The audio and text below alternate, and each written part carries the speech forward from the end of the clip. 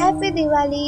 তো hey guys, আমি দীপ্তা চলে এলাম নতুন একটা ভিডিও নিয়ে। তো আজকে আমি রেডি হয়ে চলে গেলাম সোজা আমাদের কালীতলায়। আমাদের একটাই মা, সেটা হচ্ছে সিদ্ধেশ্বরী মা।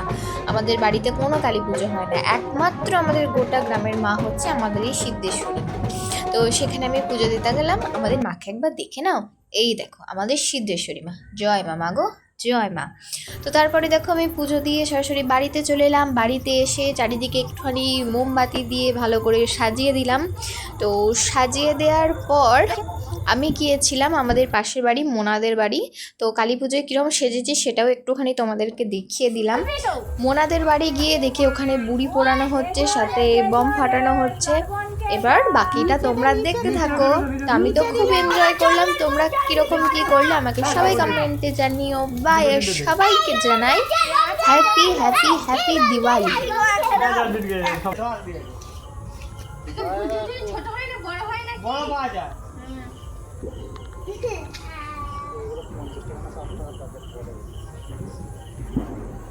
ধরে গেছে শোভন,